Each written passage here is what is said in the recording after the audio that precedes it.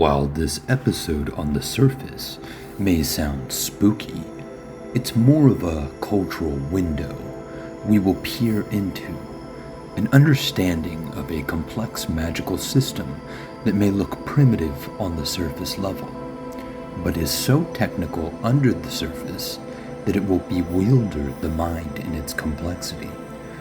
This is the story of a man that went searching for a legend and found it. Ajahn Kao, the fabled ghost master of the north. A seemingly impossible mission to find a shaman who communes with the dead. I had no address, no concrete information of how to get in touch, and no solid leads. I did what made the most sense. I talked to other Lucy, Ajahn, and monks that I knew. It brought me a hot lead to follow, the name of his village outside of Chiang Mai. A city, more so a village to the east. From there, I took a cab and trekked through the local sois, which is a Thai word for alley. A young woman responded with excitement when I asked her if she knew where Ajahn Kao lived. I stumbled across her working on the family banana tree plantation. She walked me through the labyrinth of streets, past the aggressive soy dogs that growled at me, but were pacified by her presence. And then I heard the words, "Okay, we here now." I couldn't believe my eyes. I found the ghost master. So I took my offerings and proceeded to fanboy out on this poor man, but he received me with loving kindness. So who is Ajahn Kao? Why does this story hold deep significance for me? He's the creator of the five-headed ghost.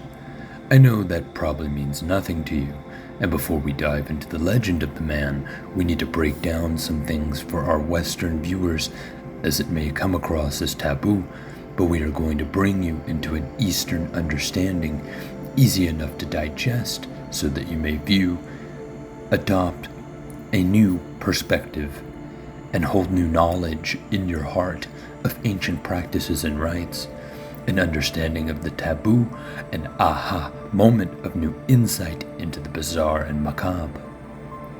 A conversation between cultures, the path of the Lucy shaman. You see, in the West, the relationship between life, death, and the material body is often marked by distance. Death is something hidden, sanitized, or feared.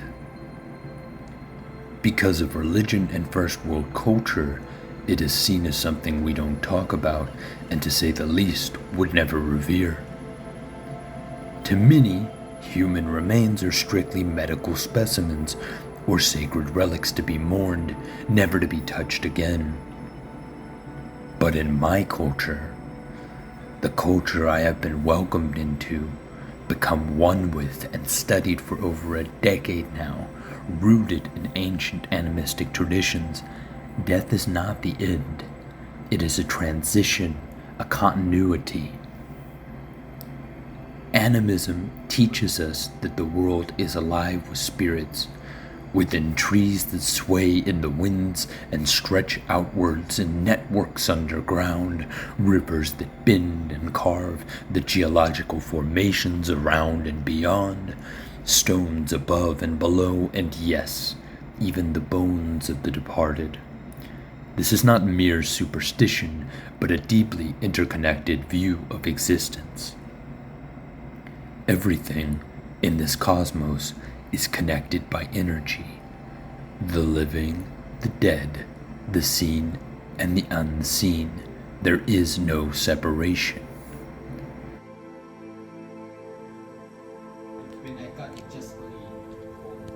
So this look like dead baby oil.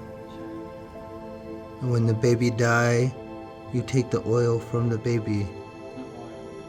Bone. And you put in the oil? Is it like a Namen Prai or a special oil? Like Namen Prai. The human materials we use, whether pie, derived from untimely or unnatural deaths, or other ghostly essences, are not taken lightly. They are imbued with potent energy, power that lingers from the intense circumstances of their passing. Rather than letting that energy fester, be forgotten, or cause harm, we work with it to redirect its force toward protection, guidance, and the betterment of others. So this have the ivory from my crew there, real ivory. And when you bless the big Ganesh statue outside, that's when you put the heart inside this amulet.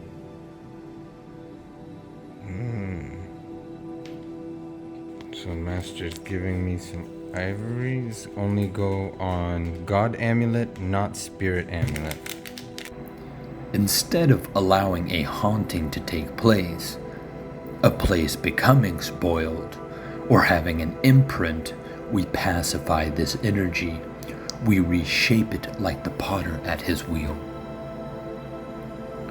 When I create an amulet, it is not an act of desecration, but one of sacred purpose. These materials carry life's story, the pain, the hope, the longing. By consecrating them through ritual, I help these energies transcend their chaos and bring their essence into balance. These amulets become tools, not for selfish power, but to aid others in their lives, to shield them from harm, grant them courage, or offer them insight, to give even the smallest bit of ease to their suffering by manifesting changes in the material world. The work of a Lucy or an Ajarn, a shaman, is never undertaken without reverence. There are prayers, invocations, and offerings to the spirits. Kata and meditation are at the forefront of it all. Steps are taken with care. Technical know-how is needed. This is spiritual practice of devotion with love.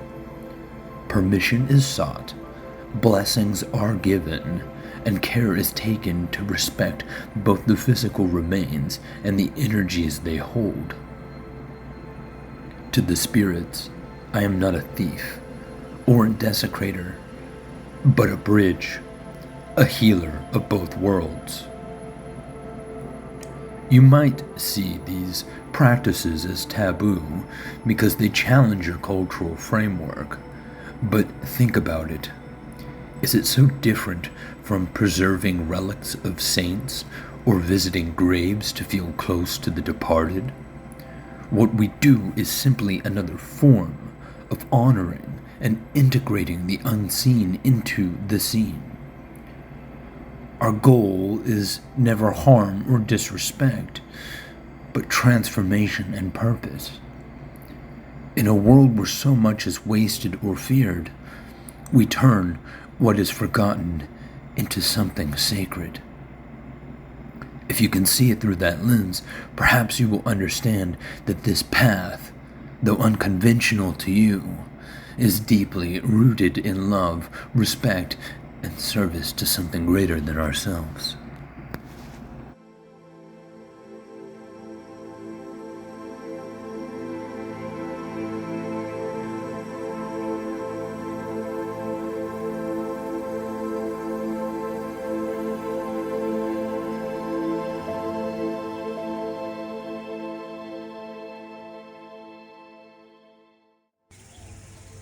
Serene out here.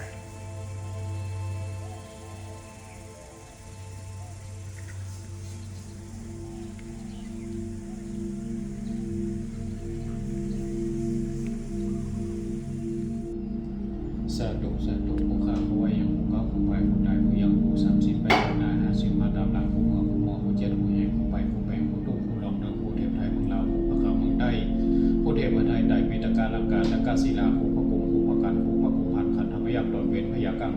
งมาระวังทั้งแสงดังกำนาและกำลังปฏิภุคาจากอาการลาดนาภูบาจันเจ้าลงมาประสิทธิคือทั้งหลายทั้งมวลวันนี้มีที่นิกิเตจะมีโชคมีลาภาเปจนาคาซึกศัตรูหมู่ประชามีเป็นที่ห้ามที่หุมที่วิญญาณนิยมแก่คนและเทวดาทั้งหลายนั้นจงเชวีเดินได้ดีสิทธิกิจจังสิทธิกำมังสิทธิกัลยาตนาคโดสิทธิเตโชชโยนิจังสัพพะลาโภนิรันตลังสัพพะกามังพลังสิทธิเต